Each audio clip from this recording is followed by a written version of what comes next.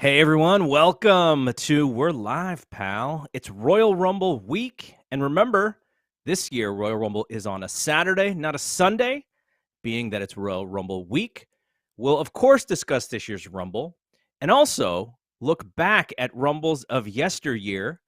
Joining me are my two co-hosts. And the first one, someone whose birth year was the same year that Ric Flair won the Royal Rumble in 1992. Denise Salcedo, you know you hurt my feelings with that tweet that you did. I definitely depressed a lot of people with that tweet. And I knew it going in, but I was like, oh, wow, what can you do? I wanted to tweet something out. I thought it would be a funny tweet, but I made sure to apologize to all the people in advance. So it was interesting to see, though, because a lot of people were able to answer, and a lot of people even more recent Royal Rumbles. And I'm like, oh my God, but it was kind of fun to kind of gauge my audience. Just in case you didn't see it, Denise tweeted, show us a picture of the Royal Rumble winner the year that you were born. And of course, Andrew replies back and he's like, come on, I wasn't even, the Rumble didn't exist yet. But I retweeted her. I said, in my fictitious Royal Rumble, superstar Billy Graham would have won. So, all right. So next, of course, the guy who may have told us Ronda Rousey was coming, but he's been doing so many shows of late that he doesn't even remember. Andrew Zarian, what is up? I swear to God, I have no idea. I don't remember saying that. I got so many messages yesterday. Sean said, broke the story that they're talking to Ronda. And then Brian said it on the radio show. He's like, yeah, I think Ronda's in the Rumble. And I think Dave confirmed it. And for whatever reason, everybody gave me credit. And I'm like, guys, I don't think I reported this. And they're like, no, you did. You said it 3 weeks ago. You said Ronda will probably be at the Rumble. I'm like, I have zero memory of this. I'm not taking credit for it because I have no memory of saying this at all. I also don't have memory of saying Asuka. Search? I couldn't find it. I looked. What do you mean? Like, was it something that you would have deleted? Just search, I think search terms. Your username and then Ronda. You probably said it on Matman, right? Yeah. I think that's what people are saying, that I said it on Matman, and I'm like, I don't remember saying that. I also don't remember saying Asuka's going to be at the Rumble. I think I said that Asuka should be ready by Rumble, like physically, and I think I don't even remember about Ronda. So thank you to everybody that gives me credit to things that I don't do. So Sean had the story yesterday. Brian had the story yesterday. I think Dave said that there's definitely plans for Ronda at Wrestlemania, and it makes sense for her to be at Rumble as well, but he didn't necessarily confirm or not. I mean, it sure sounds like, and it would be awesome, because if there is one thing, we're going to talk about this in a second, but they've got this big show. They've put together these two big title matches on the men's side. The men's Royal Rumble and the women's Royal Rumble is kind of what's lacking, at least in the buzz, right? They could do anything come Royal Rumble Saturday. So adding Ronda to this show and to this match is kind of the thing that they need when it comes to these Royal Rumble matches. So, Andrew, let's stay here. I mean, what are you thinking? Because all I know is this news comes out. I know a bunch of people who go to the betting websites and they all just put money on Ronda. They pull the women's Royal Rumble odds off the table, and they're back now, but with Ronda having lower odds. So there's smoke to this fire, right? Like, people do think she's going to be there on Saturday. Oh, there's tons of smoke to this fire. Matt, our producer, just messaged me, and he said, I think you did say it. I'll find the clip. It was a question you answered in a Q&A. So there you go. So it was a Q&A question. I know that Ronda, she had the baby in September. People's bodies are amazing, and especially if you're a professional, if you're a professional athlete like Ronda Rousey, she's been working out, she's been training. The conversation I had months ago when I asked about Ronda was, it's almost like the same answer I get for The Rock, and that's, listen, the door's always open. We would love to work with Ronda whenever she's ready. It's there. We'll figure it out. And the last time I asked, I was told that she is training and she's getting ready to do something. We just don't know what yet. Now, with Rumble heating up, the conversation around the women's Rumble was that they really wanted it to be filled with surprises and, names that you haven't seen for a while. I mean, that's why we have Summer Rae, that's why they're filling it up. It's less to do with lack of star power on the women's roster, which they're definitely not the best that it's been in years, but it has more to do with this, a star lineup of older names that you don't see too often on TV. They don't really do that on the women's side too often. They do it more on the men's side. So Ronda Rousey showing up for the Rumble really changes the trajectory of a lot of things, including WrestleMania here. I think it would be fantastic if she shows up, wins the Rumble, somehow, challenges Becky, and now you finally get that match. The other thing that I was told is that the window of opportunity to have that Becky Lynch and Ronda Rousey match is very small, considering, they both have kids. Maybe they're gonna grow their families in the future. These things become very unpredictable, and it's hard to book a storyline, a long-term storyline, or put it in your plans for 6 months or a year from now when you have all these different things coming into play. I think for Ronda Rousey, if she's ready, you got to use her immediately, change your plans, put her in there, because all the metrics showed she was a major, major success story for that company. Okay, Denise. So first, I want to know your thoughts on the possibility of Ronda coming back. And then secondly, how would you like to see her brought back? Does she win the Rumble? Does she get eliminated by somebody who then she's going to face? Is it going to be Becky? Is it going to be Charlotte? Like, how would you do this? So first and foremost, I think that having Ronda Rousey take part in the Royal Rumble is obviously a good thing. And the reason for that is regardless of whether or not you're a fan of Ronda Rousey, she is a big star and you cannot deny that. Like regardless, she is going to get that mainstream publicity that maybe, some other people wouldn't get. And I think that the Women's Royal Rumble is like, even though we kind of started off saying, man, it is slim pickings in terms of like, who is going to be in it, etc. And I will say that I feel like it's had a lot of buzz, on top of the Mickie James announcement. You now have this tease of Ronda Rousey. We have the recent report by Sean Ross Sapp about Asuka as well. So now I feel like there's a little bit more buzz heading into this, and I think people for the most part are excited. I know a lot of people want to see Bianca Belair take the win during this Royal Rumble. And here's the thing for me, I think that of all the people that we are talking about, I do think that Bianca Belair is the person that I would go with.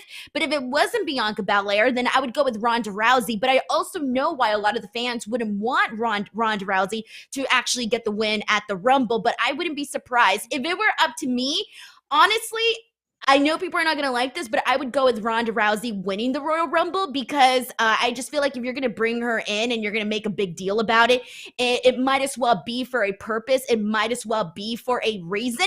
But at the same time, the story is really there with Bianca Belair because Bianca Belair still has not gotten her revenge for what took place at SummerSlam, which was a big disappointment. So at some point, I feel like we still got to, tie the bow around that story. But is it going to happen now? Is it not going to happen? You talk about Andrew Zarian brings up the fact about the small window of opportunity for Becky Lynch and Ronda Rousey.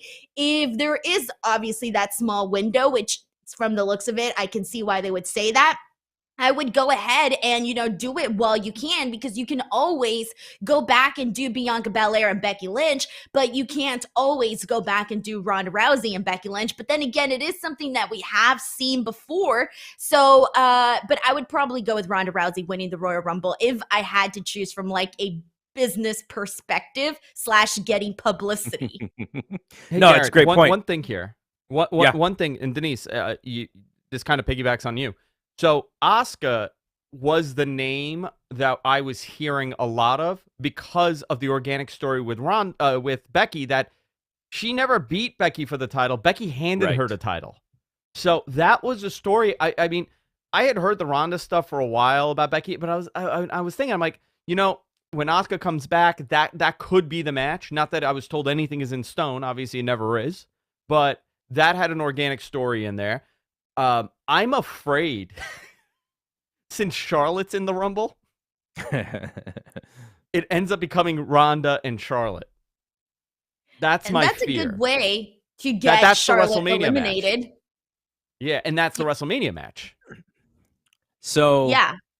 It is an interesting way to go for sure. Now, if you want Ronda to be a babyface, that could be a way to do it, right? Is you put her with Charlotte, because I think, when it comes to that very loud reaction in the crowd, if Ronda wins this match, and like I would not have her eliminate Bianca if you're trying to get her cheered, because obviously Bianca is a dandy with the fans.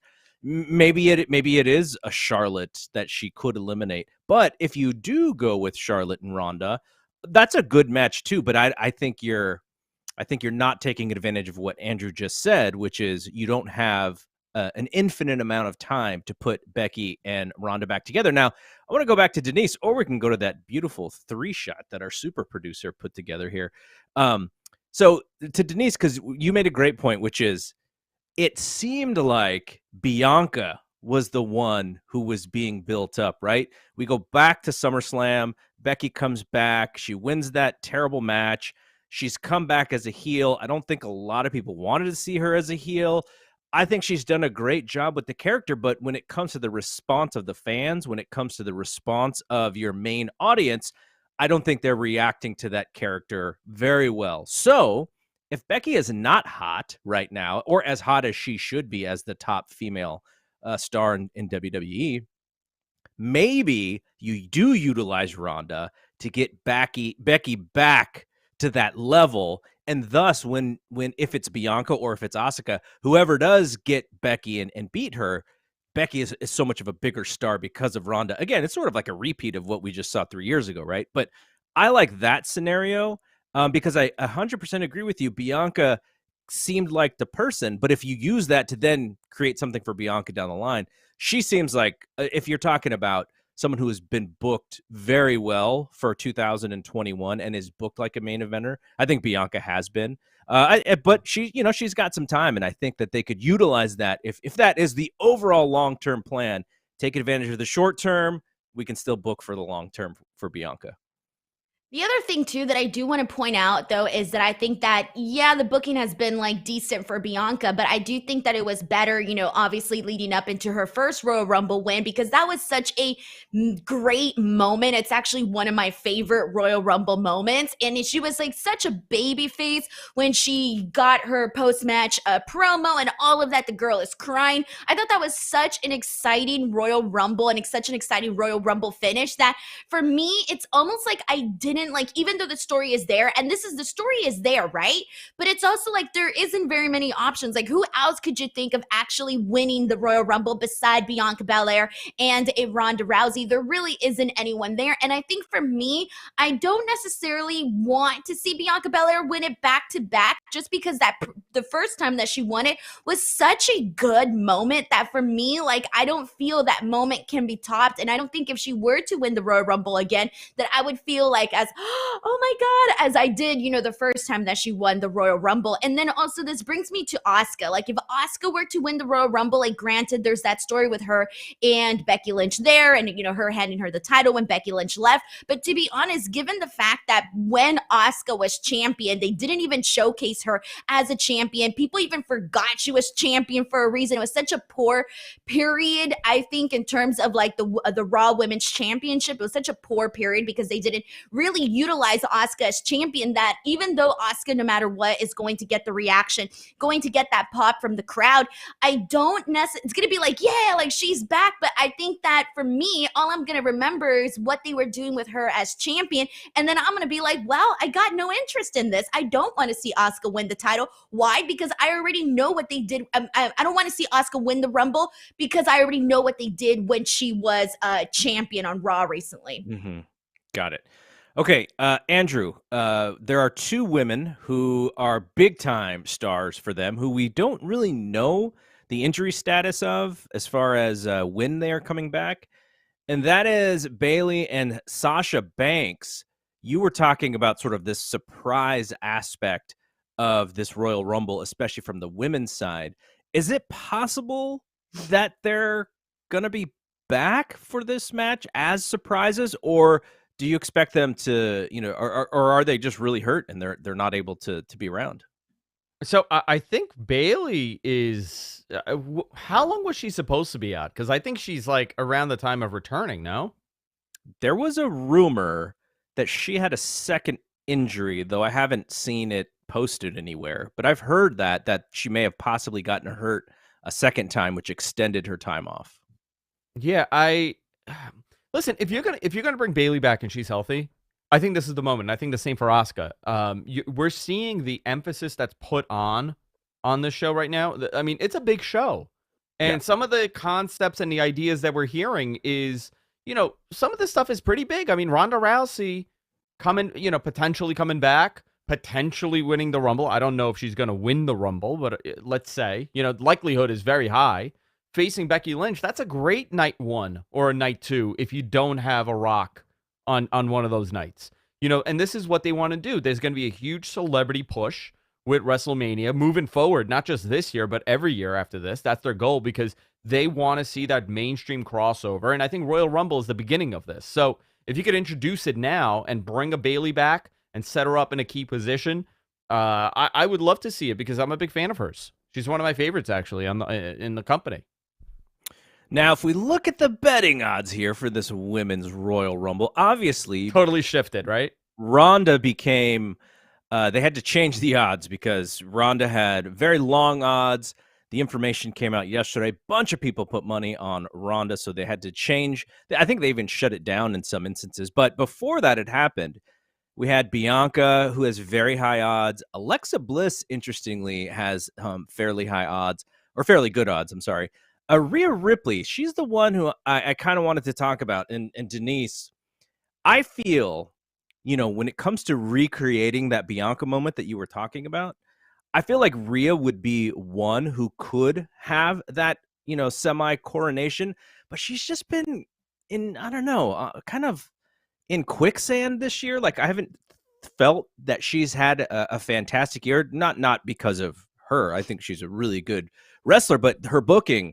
Is there anybody in this field who you feel like they could create that kind of moment for if it is not Ronda, if it is not Bianca? Is there anybody who you would like to see do really well in this match? See, there's a lot of people that I think will do really well in this match, right? And Rhea Ripley will be one of them. I actually think if I have to probably go back and check, but I think Rhea Ripley had the most eliminations in the last year's Women's Rumble when she was down to the final 2 with her and Bianca Belair. I'm pretty sure she had the most eliminations for that match. And I actually thought when they had Bianca Belair, Rhea Ripley during that match, I actually thought Rhea Ripley was going to be the one to win. And they made her look pretty good last week on Raw, and obviously they finally separated her from Nikki Ash, so they're not doing that whole skit anymore. But the thing with Rhea Ripley, though, is that they've done hardly nothing with her. The story with her and Nikki Ash was not that great, so I feel like they haven't done anything really to make Rhea Ripley into this like force to be reckoned with, where like, yeah, I love Rhea Ripley and I think it'd be cool if she won the Rumble, but I wouldn't be like, oh my god, I saw this coming, because the booking for her, like you said, has not been that great. And then her run as Raw Women's Champion was like mediocre at best. The matches that she had with Asuka, her WrestleMania match that was not a good match whatsoever. It was not the match that many people expected it to be. So like this is the underlying problem for me, like especially watching what's been going on with the women. The problem here is that like they didn't do so well with like when you had Rhea as champion, when you had Asuka as champion. So it leaves little to be desired whether or not you want to see them win the Royal Rumble. I feel like they got to make it so like there's nobody really, again, besides probably Bianca Belair and a few other people. I would like to see Bayley win as well. I think Andrew had a good one there too. But it's like you got to give people like a reason to say like I want to see this person win, and not like just one good match, one random one random Raw right before the show. Like you need a lot more for me and other people to be like, okay, like this is the person that I can see coming. This is the person who should be winning the Royal Rumble. I think that last year had Rhea Ripley won. See, I think that's why last year's like final 2 were good, because everybody wanted Bianca Belair to win, but were they really going to pull the plug on her? Nobody really knew. And then Rhea Ripley, the thing with Rhea Ripley during that was that, she was somebody that was showcased very well. There was a lot of potential. She was protected up until that point. So I did think that she was going to win it too. So you had 2 very good options there. But since then, I do think a lot has kind of gone a little bit downhill for Rhea Ripley since then. She's not as, I think, at the level that she was at the last Royal Rumble than she is at this Royal Rumble, again, because of the way that they've sort of been booking her on Monday Night Raw. Yeah, all great point. I completely agree with you. Okay, Andrew, last thing before we move to the men's side of the Sure. Royal Rumble, which is we saw they made a little noise with Mickie James, who works for Impact and is the champion. And they're bringing her to the Rumble. I saw there was a story about the Iconics who said that they turned it down. And, I don't think WWE is trying to create their own Forbidden Door. I think they're trying to do exactly what you said, which is let's create some surprises. Let's give people the idea that anything can happen in this match. Is there anybody else who we think could be a surprise? Like the one that I'm thinking of is, now this wouldn't be a giant surprise because I don't think anybody really knows who this is outside of the hardcore fans, but someone like Roxy, right? Like they seem to be pretty high on her. I have no idea what her contract status is, by the way. I was just throwing out a name, but I are we going to see, I can't even think of somebody who, Trish Stratus. It doesn't look, maybe Trish is not going to be there though. Her bestie Lita is going to be there. Like who else do you think could be a possibility? Anybody off the top of your head? I don't I thought maybe Trish could still show up. Maybe Victoria, she could show up. With on the women's side, you have to look at who's available and who would get a great reaction. And they've obviously they've put everybody there in this one. Is Kelly in this one? Can't remember. Yes. She's gotta be. Yes, Gotta she be. is. Kelly's in this one. So I mean, this is going to be like a common thing here. I mean, listen, I'd love to see Victoria come back. She's fantastic. I'd love to see Trish come back, but maybe some NXT surprises. Would love to see Raquel in this match for sure. Love to see Raquel in this match. I'm sure Mandy Rose is going to be in it. Mandy Rose would be a good one. Who is available that they really don't work with too often anymore? That was there. Yeah. A non-AEW, because I don't. Everybody lost their minds like, oh, AEW, Britt Baker could show up and challenge Charlotte. I'm like, that's not. Nobody is willing to do that. Nobody, like when you talk about top tier like that, listen, Tony Khan is brilliant and he's a great business guy. He's a good marketer. I mean, you could, but at one point you're gonna, you're chopping off your pinky to save your arm. You're chopping off your arm to save your pinky with doing a trade like that. I'm really, I don't know on the women's side because they've announced so many people, but I think if Ronda Rousey's there, you've kind of you've overdone the surprises. Oh yeah, you've over-delivered completely. Over-delivered, yeah, completely. So no matter what they do, I think there's going to be a lot of buzz around the women's Rumble, and rightfully so. I thought they've done a great job at creating the Rumble for the women's roster. I don't think they've had any terrible ones since they created it. Every one of them has been pretty good. Last year's was pretty good. This may be a big moment for them. And you know what? What better than getting on ESPN and SportsCenter with Ronda Rousey clotheslining, Charlotte out of the ring and winning the Rumble or whatever, whatever the scenario would be.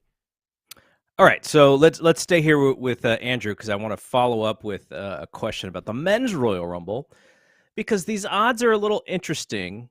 I see Brock Lesnar as having very good odds in this match. I see Roman Reigns as having very, very good odds in this match. And maybe it's just because this match is sort of unpredictable and you're just trying to get people to bet on certain guys. But is there a scenario that you could see where Brock Lesnar has a match with Bobby Lashley, win or lose, and then he comes into the Rumble and wins the thing? Yeah. I see it. I could see it happening. I mean, that's a very realistic thing. Or, what if he doesn't? What if he wins?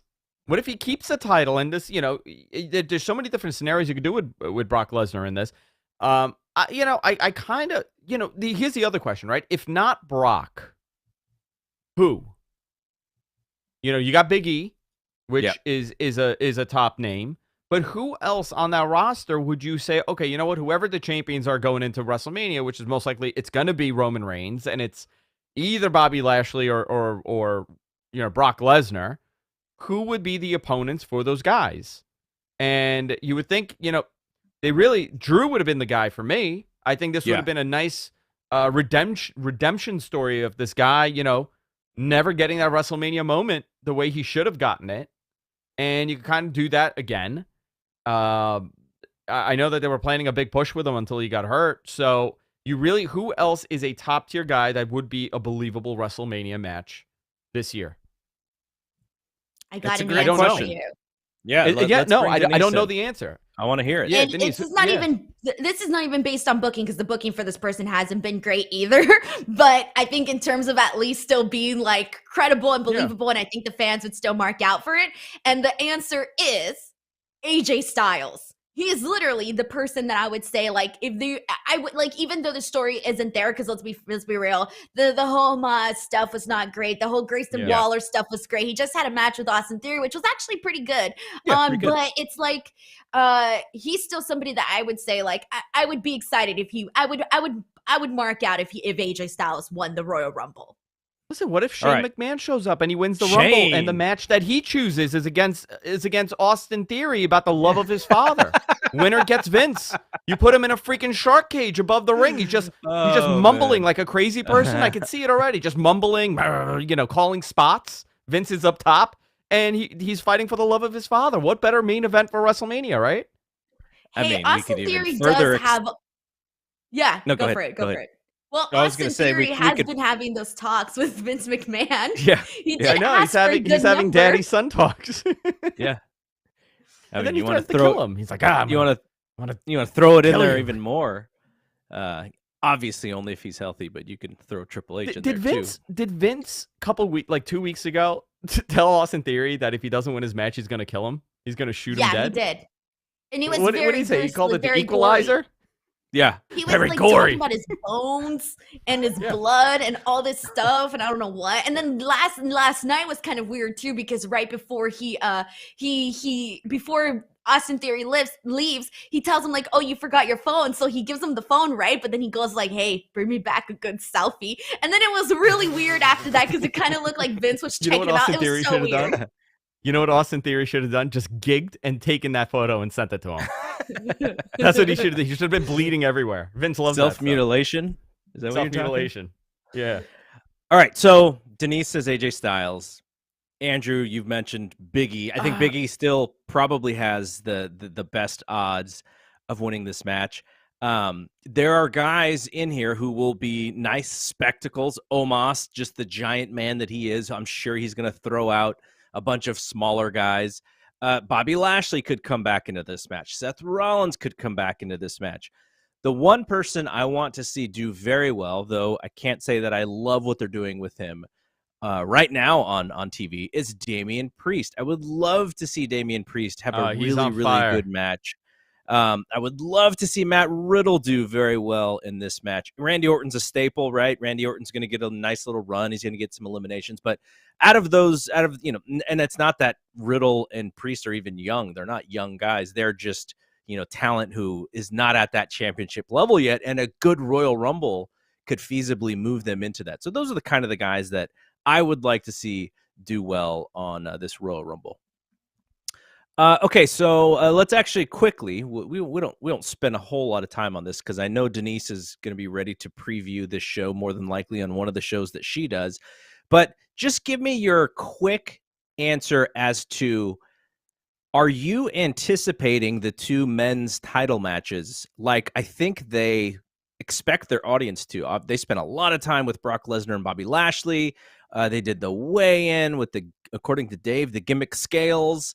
Brock comes out in a cowboy hat, and he asked Corey Graves if he wants him to get naked. Like, Brock is really feeling his character right now. He thinks he's feeling the entertainment side of his character. And then on the other side, Roman Reigns and Seth Rollins, one that we've seen a few times before, but if anybody's going to get, I think, a great match out of Roman Reigns, it could be Seth Rollins. Denise, we'll start with you. Just are you excited about these two title matches? I definitely am. I'm most looking forward to Brock Lesnar and Bobby Lashley. I think that's going to be a very exciting match. And that's the one where I'm torn, where I don't really know what's going to happen. I think Roman Reigns, Seth Rollins, I would be pissed if Roman Reigns lost, to be honest, because we've been talking about who should Roman Reigns lose to, who should it be. I don't think it should be Seth Rollins. That's just my personal opinion. So I'm looking forward to both of those matches. Really, I am. All right, Andrew, quick on these two matches. Yeah, I think they've done a very good job. I was not into this card until about 2 weeks ago, and then I'm like, yeah, man, you know what? I've wanted to see Bobby Lashley and Brock Lesnar for the longest time. I think a lot of people have, since Brock returning. Actually, I should say since Lashley returning to WWE, which that was part of the main plan. He was originally supposed to come in and feud with Lesnar, because that's a match that people have always a comparison between the two. Big, giant, jacked up dudes, like you don't get a Bobby Lashley too often. You also don't get, you don't get a Brock Lesnar ever. So I was really into that, but like now even on the other side with Seth and Roman, my brain just stopped. My coffee hasn't happened today. Everything, all the names are blending now. We've seen that match before, but we haven't seen them in the characters that they've become.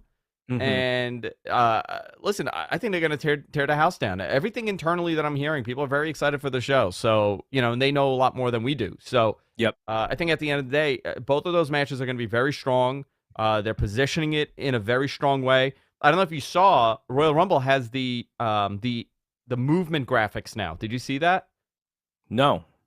So, remember how they used to do it on Raw years ago, where like the match, it's Stone Cold Steve Austin and Triple H in a no holds bar match, and they're moving and then they freeze, like a GIF, like a GIF. They brought that back, and I'm like, you know what? That stupid video that they posted on social media, I think USA had it and WWE. I'm like, that sold it to me. It feels like a big fight, which I like. I'm into when that happens. Yeah, and then they should sell it as an NFT, man. All right. A couple, just to kind of quickly, this is what's announced so far. Men's Rumble, Women's Rumble, Brock and Bobby Lashley, Roman Reigns and Seth Rollins. We didn't talk about this, but it was the main event of Raw, the main event segment of Raw. Edge and Beth Phoenix, who is jacked, against The Miz and Maurice. And then Becky Lynch versus Doudrop. So that's your announced card. Denise, I'm assuming you're going to have some sort of pay-per-view recap up after the show on Saturday night? So I actually have a really interesting schedule this week because I'll be at Mission Pro Saturday. So I'm actually be watching the Royal Rumble afterwards. So I'm gonna be watching on delay. But I will be doing a prediction show on my channel on Thursday, and then I'll be doing a post show on the Royal Rumble on Sunday, the following day on my channel. But it's gonna be a really fun one. So that's what I'll be doing. So it's gonna be kind of a crazy week, but making it work, man, making it work. By the way, how was doing the show with Ramondi? Really fun. It was, I think, our second show that we've done together, because we did a Wrestle Kingdom review before, and then this one was the for the GCW one, which was really fun because it was kind of a crazy show. So it was a good experience to just kind of go out there and talk about it. And Mark is such a big fan of GCW, so I knew he'd be the perfect person to kind of have on the show to talk about it. I've one Mark Ramondi story that I'll quickly tell here. I'm sure I've talked about it with Dave years ago, but Dave and I are at the Access offices in LA. And this is right in that Staples Center area. LA Live, yeah. LA Live, there you go. LA Live. So we are at the Access place, and Dave is, I forget why we were there. Oh, I think we were doing an interview. It was probably with Okada, is my guess. So Mark is there, and he's just working. Like, he's literally working because he's writing stuff for when he used to work for MMA Fighting. I believe that's what he was writing for. And so he's just working. I get to meet him. Nice guy. Dave knows him. They're chatting it up. And all of a sudden, Dave and I are waiting for Jim Ross to get out, because Jim Ross was recording voiceovers for when New Japan was on Access the first time. And it was him and Josh Barnett doing all of those shows. So Mark, I and Dave hanging out, waiting for JR and Josh Barnett. And all of a sudden, Mark goes, "Oh my gosh, I just got the news. Josh Barnett's positive test for," I forgot what he tested positive for, but it got overturned as we were waiting for Josh and Jim to finish doing the voiceover stuff. Wow. So the person who broke the news to Josh Barnett was Mark Ramondi, because we were right there waiting for those guys to get out of doing their work. And so Josh was like, he was like relieved but angry because he couldn't do anything, like, because this positive test, because he was fighting it. And it was just crazy because Mark just did the interview with him right there, just pulled him out, boom. and wrote That's the story. funny. So that was cool. That's Okay, awesome. so I wanted one thing from both of you before we move on to GCW. That's why I mentioned that, because Denise did that show with Mark. Quickly, favorite Royal Rumble match? So my favorite one was unfortunately the one where Chris Benoit won. So that's very awkward for me. But aside from 2004. aside from Chris Benoit, I'd probably have to go with Rey Mysterio. I think that was just such an awesome moment. But yeah. All right, Andrew. I've always historically said 92. Yep. Because I talk about it every year, and I actually do. Rich and we've done it like 3 times. We've done like a watch along for that Rumble. It was such a perfect Rumble because Heenan was perfect, Monsoon was perfect, Flair, the theatrics in the ring was fantastic. You know, I was a kid and you hadn't seen a Ric Flair. I thought that he was an old man. Like, I had no idea he was 42 years old. I swear to God. And I was genuinely concerned, and I talk about this all the time as a kid. And I looked at my dad. We were at my uncle's house. He had this old school, tube TV, and he had the Pioneer black cable box. Yes. And I'm sitting in front of the TV, and Ric Flair. I forgot, everybody's eliminated. He threw everybody out. He thinks he won. He didn't win. The refs are saying no. Heenan's losing and saying he won. Monsoon's saying, will you stop it? He didn't win. And he collapses. And Heenan goes, will someone get this man a respirator or an oxygen mask or something? I looked at my father with genuine concern. I was like, Dad. He goes, no. He's going to win it. My father kept going, he's going to win it. I don't know why. He thought he's going to win it. He's like, he's going to win it. I'm like, but he's dying. And my dad he kayfabed me, dude. My father was smart enough to kayfabe me, and he's like, listen, it happens sometimes. I'm telling him, this old man's going to die in the ring. What were you, like 8 years old or something? 9 years old? Yeah, 88. I'm born in 84. Yeah, I was 8 years old. So, that's awesome. And he kayfabed me, and his answer to me was when I was like, I think he's going to die. And he goes, it happens sometimes. What do you want to do? And he just walked away and got a drink. That is so savage. I love that is my favorite. That is my favorite Rumble for all the reasons. But up until my number 2 was 2001. I thought that was great. 98 was good. 97 was good. Like those were always like fine because they meant something. 2020 is probably my current wrestling favorite Rumble. It's up there with 92. Men's side or women's side? Men's side. The men's side. Is that when it was like Cena and his guys, and then like Nakamura was on the other side, and they were like no, that was the year before. This is the one where maybe it was. This is the one that Drew eliminated Brock. Oh yeah, okay. Yeah. I thought, and people were hating that Rumble throughout. Like I was on Twitter, I was seeing it because I had a bunch of people over. Everybody was so mad at that Rumble. What Brock Lesnar was throwing out like 15 people, and I was getting so into it because I knew a payoff was coming. Yeah. And man, what a payoff that was. And I thought it was Drew's moment. It made Drew. If there was no pandemic, we would be having such a different conversation about the trajectory of that guy's career.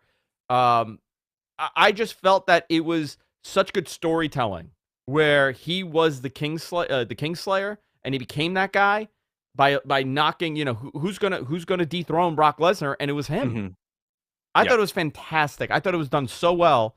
But there's a whole bunch of other really good ones. That was a really good Rumble. I when I saw people like criticizing that Rumble, I kind of felt like a little bit like, nah, man, that was good. I loved it. I had a great time. I will say my top 3 are ones we all named: 92, 01, and 04. I thought those were the best 3. Though I can tell you, I can't remember. Like you could give me a year. I could remember probably the winners and everything that happened up until about 2010. And then after that, I have no memory, and I don't remember exactly. They all kind of blend in. Mine is like 07. I stopped like 06, 07. I just stop and everything blends. But give me like every single one prior to that. I'll tell you every spot in those matches. Yeah, no, yeah. This is gonna be a fun. This is gonna be a fun weekend. Okay, let's move over to GCW because I'm very interested now. Andrew, you had mentioned that you and your wife were gonna have a day, so you may not have gotten to watch it. I don't know if you actually got to go back and watch it, but I'm very interested in the reaction to this show because we talked about this with Brett last week. Biggest distribution for GCW with the pay-per-view and the fight. Hammerstein Ballroom, most attention they've ever gotten. John Moxley's comeback, second match coming back, so that's big. For those who watched it, Nick Gage in the main event. So I would say I'm a very early or young GCW watcher, right? I've only seen 2 shows outside of the Bloodsport stuff.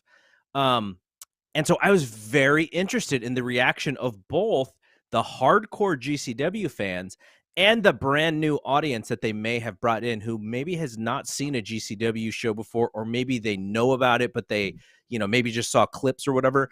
And so my interest level was more about the reaction than about the show. Like, I thought the show was okay. Like, I didn't hate it. I didn't love it.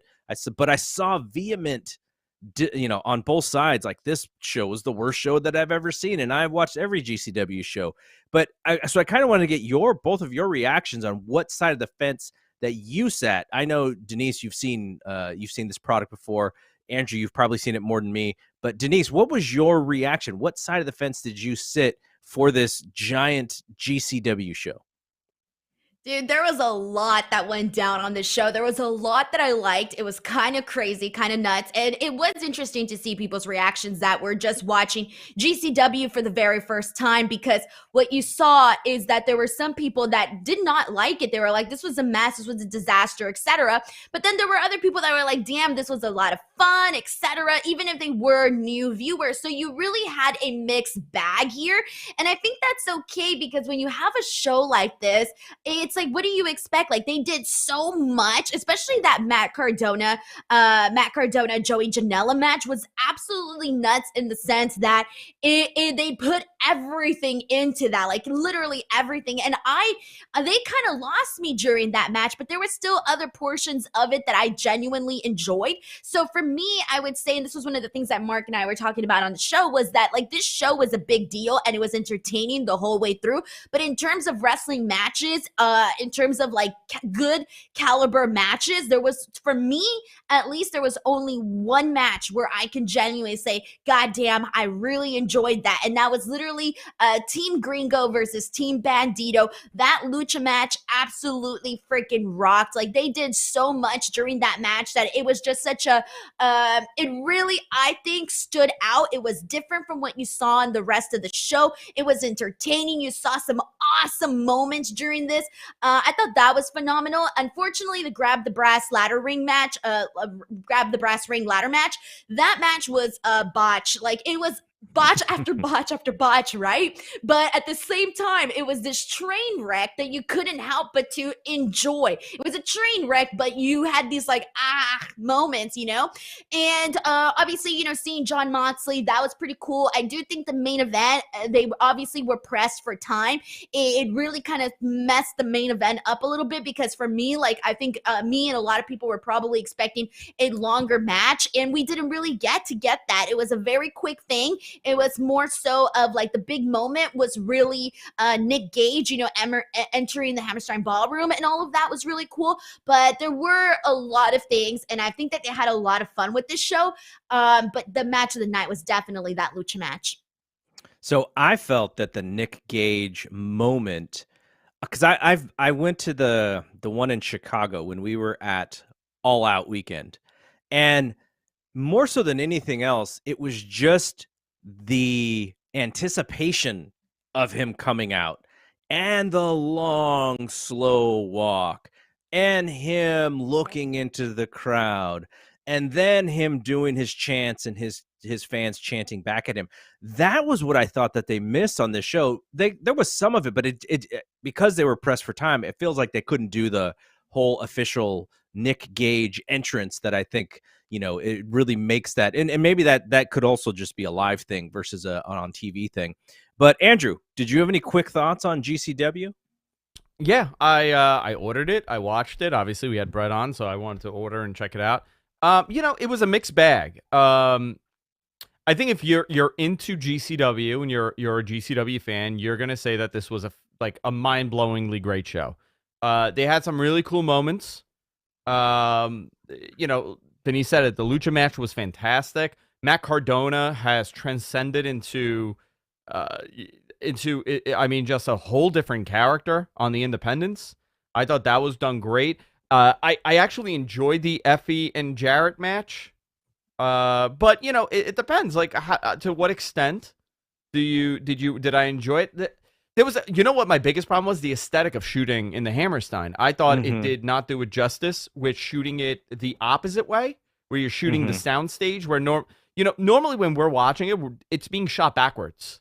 You know, WWE has, you know, WWE's done it that way, and you know, with ECW, and of course, Ring of Honor, they've always shot it the opposite way. Everybody that runs a building shoots it on shooting the balcony, so you see that beautiful building, and they never show the stage setup for acts. GCW shot it a whole different way, and it looked way different because they opened up more seats. So that, you know, the aesthetic was different, which is okay. They were trying something different. I don't know. I'm in the middle. You know, my style, the wrestling that I like, is not necessarily, you know, death matches and the hardcore stuff. I like things to kind of make a little bit more sense, but there's a whole group of people that love GCW and they love that style of wrestling, and for them, it fulfilled the need, and I think that's all they needed to do. Now, is this going to create a mass migration of people tuning into GCW? Is GCW going to become the third or fourth promotion? I don't think so, and I don't think that they ever intend on getting on TV. That's not part of the plan, as far as I know. Yeah. They're not looking to actively get on TV, but I think this was, you know, their first pay-per-view. They have a lot of things to learn. It could have gone a whole lot worse, technically, which it didn't. You know, they did have some audio issues, but, you know, somebody brought that up, and my answer to them was, well, look at Impact. They've been around for 20 years, and they still have audio issues on their pay-per-views. So, I mean, it happens. In AEW sometime in the back, like it echoes. So, yeah. It happens. So, you know, what's the deal if you're with a GCW... Go ahead, sorry.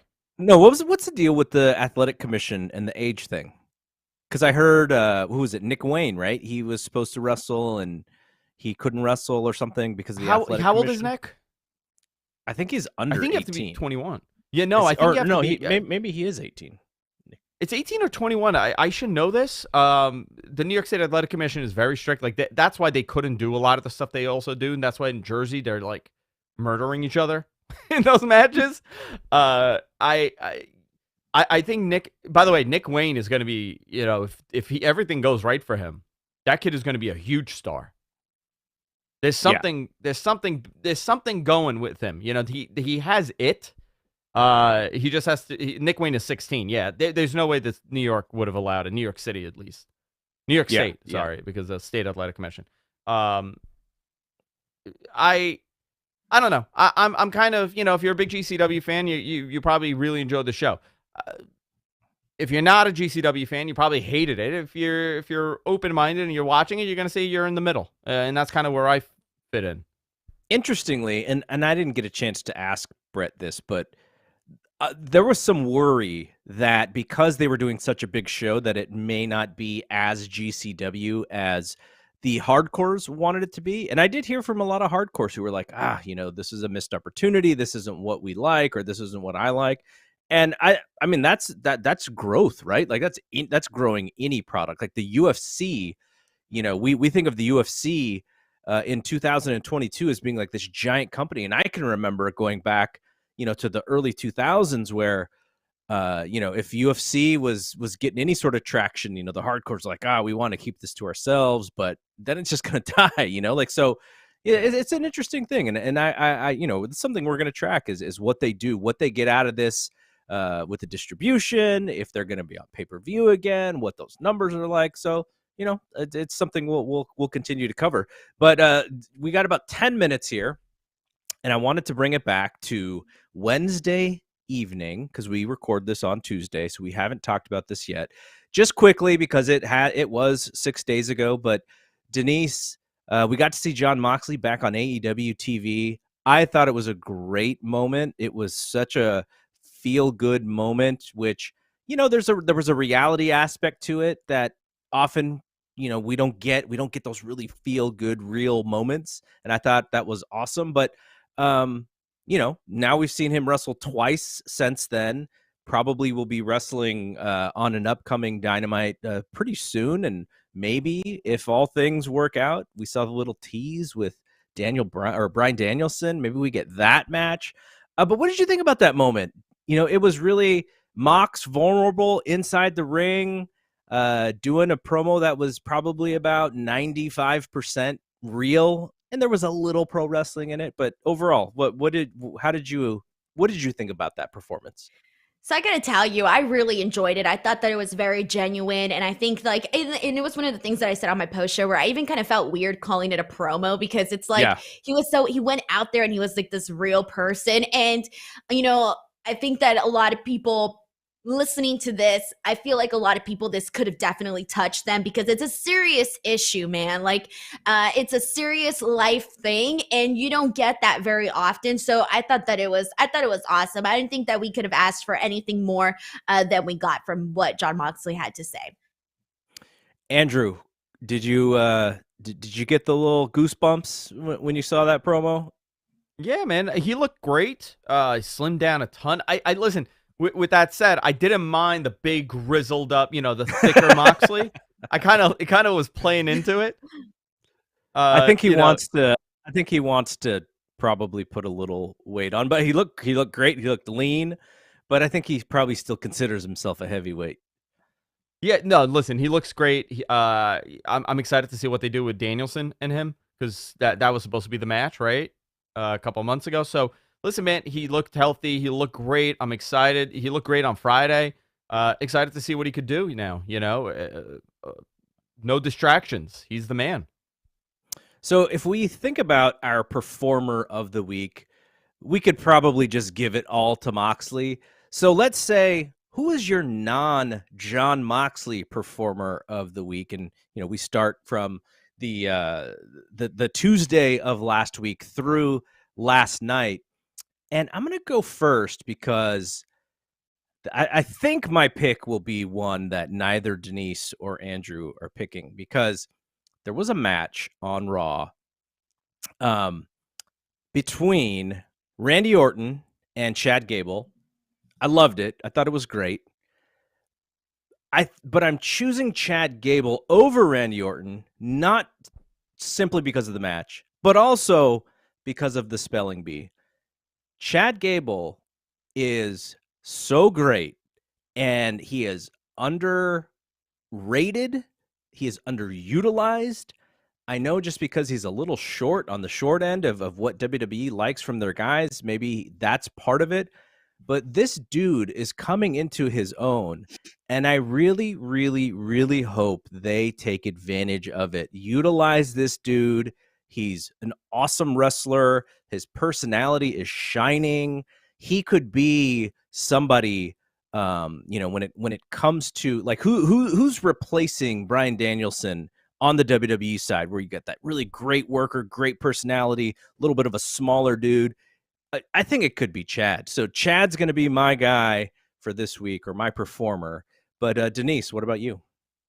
So dang it, Garrett, I was gonna say Jon Moxley, so I feel like obviously he was the person to pick this week, right? So because I can't pick Jon Moxley, I'm gonna go with Jeff Jarrett. And the reason I'm going with Jeff Jarrett is because he appeared on SmackDown, and then right after he appeared on GCW and had a really fun match with Effie. So I kind of feel like I gotta give him extra bonus points for that. So I'm gonna go with Jeff Jarrett.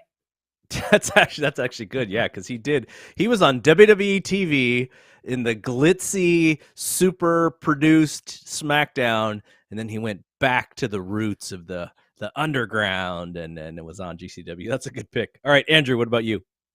Hey, you know what? I'm gonna give it to Brett Lauderdale, man. He put on a freaking pay-per-view for our show, for being on our show last week. For being on our show, obviously. No, man, the dude did fantastic. No, I mean, regardless if you love GCW or not, the fact that he was on pay-per-view, that says everything. And he ran the Hammerstein, and it sold out. Regardless, at the difficulty to put on a show like that without it being a total disaster. I mean, it's night and day, and the fact that he was able to put on a show that was 98% technically there, or 95% technically there. Live, pay-per-view, you have streaming, the streaming issues, you have audio all these things could arise. I think he did a great job, and he put together something really fun for his core fan base. He's my performer of the week. All right. All right, we got out of here a couple minutes early, so we're going to give our audience back 5 minutes. Thank you for joining us and hanging out with us here. As always, I love doing this with both Denise and Andrew. They are great at what they do. Denise, quickly, give us your schedule. You mentioned some of it, but what else is going on? Seriously, Tuesdays, Wednesdays, and Fridays here on F4W Online. I'll be here later tonight to talk about NXT 2.0. Tomorrow, AEW Dynamite. Friday, SmackDown and Rampage. Thursday, I'll be on my channel doing Royal Rumble predictions. Saturday, I'll be doing commentary at Mission Pro in Texas. I'll be flying back Sunday, and then I will be doing a Royal Rumble post show on my channel, youtube.com/Denise Salcedo. And Andrew, you had Big Dave Meltzer on Wrestling Observer Live over the weekend. What's going on with Mat Men, and what's going on with Wrestling Observer Live? Yeah, we had Dave Meltzer on. It's on the F4W YouTube channel. You could go check out the interview. We also clipped it individually. I had a great time with Dave. I let him go, man. I said, Dave, take the floor. It's your show. You started this thing. And we had a great conversation about NXT. I got, obviously, Observer Live on Sunday. Saturday, watch along. We're doing it on the F4W page, Royal Rumble watch along. So it will be me, probably getting drunker by the hour. And I'm already telling you what happens here. Okay, I do those watch alongs. I'm doing it, and we're having a good time. We're having a couple drinks, and there's a point in the show where I realize I need to get off the air. I don't want to be here anymore, and it becomes utter misery for me. No matter how great the show is, that I need to get off the air. Like, I'm done because it's hour 5.5 of our broadcast. So you can watch me mentally collapse. That's fun. Mat Men on Thursday, which is, we're going to talk about everything for Rumble leading up to and everything else happening in pro wrestling. Yeah, just this time, if you break some news, man, just remember it. By the way, they found the clip. Matt there you found go. The clip, and I did allude that she will be at the Rumble. All right, there we go. All right, I will be back on Wednesday night, Thursday morning with the Fight Game Podcast. I did a show with Dave, and we put it on video. So if you want to see Dave on video, go to the YouTube channel or stay on this YouTube channel. We interviewed Kazuchika Okada and Chris Charlton, so they were hanging out with us, and I got Dave on video. So I know people every time I do something with Dave that's on video, the rare occasions like, oh, we need to get him on more. So hopefully we can do that in the future. But yeah, so that is it from here for Andrew and Denise. I'm Double G. See you when we see you. Peace out.